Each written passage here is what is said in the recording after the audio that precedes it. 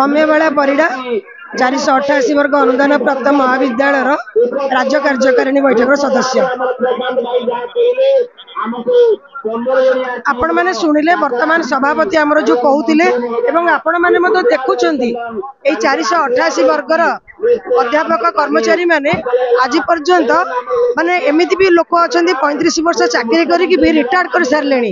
किंतु रिटायर्ड कर सारा पर से टंकाटे भी पाऊना बहुत लोक मृत्युवरण कर सारे चिंतार तेणु सरकार जोटा आमर अधिकार जोटा हक से निश्चिंत भाव में सरकार पूरण करने उचित एवं यही सरकार निश्चिंत पूरण करेंगे बोली आम आशा रखुचु। आमर पदोन्नति सहित आमर चाकरी शर्तावली सहित आमर गोटे लक्ष्य रोचे पेंशन से पेंशन देले आमर जो लोक मैंने जाइछंती जो लोक मैंने आगु को जीवे आपण मैंने शुणिले आश्चर्य हे दुख भी करेंगे ये सभापति निजे से फेब्रुआरी मास 28 तारिख में रिटायर्ड कर आपण भावतु तांकर भविष्य कौन हम कौ मानसिकतार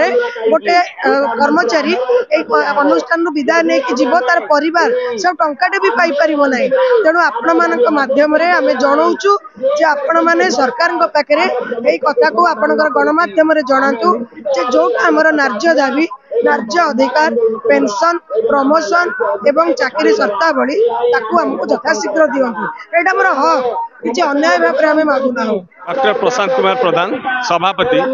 488 वर्ग अनुदान प्राप्त महाविद्यालय अध्यापक कर्मचारी समन्वय समिति। आज राजरास्ता आम ये आसीचु आपण मैंने समस्ते भल भाव अवगत 488 वर्ग महाविद्यालय को जदि आज किए रखी सी हूँ यही अध्यापक कर्मचारी जो मैंने आज राजरास्ता से मैंने लड़ी लड़ी परिश्रम करी कॉलेजर छात्र मान को गढ़ले से मानकर छात्र मैंने आज 16 एसएसबी रे नियुक्ति पाई प्रमोशन पाई सीनियर हवा को जाउछंदी आमको दीर्घ 25 वर्ष धरी सरकार अवहेला कले आमको प्रमोशन गोटे हेले भी देलेनी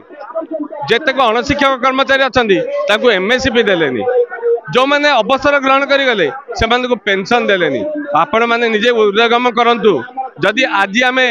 अवसर ग्रहण करी गला परे काली की मो दरमारू टंकाटी मते मो पाइबिनी पेंशन आकार मो जीवी कि बीपीएल लाइन ठिया को सरकार मते बीपीएल अंतर्भुक्त करिवे तो सरकार आमर मुख्य दाबी हूँ 488 वर्ग अध्यापक मान पदोन्नति दवा सह कैडर अंतर्भुक्त करंतु। द्वितीय हूँ जेतक अणशिक्षक कर्मचारी अच्छा से एमएससी भी दिंतु एवं तृतीय दाबी हूँ प्राथमिकता स्वरूप समस्त को पुराना पेंशन दिंतु।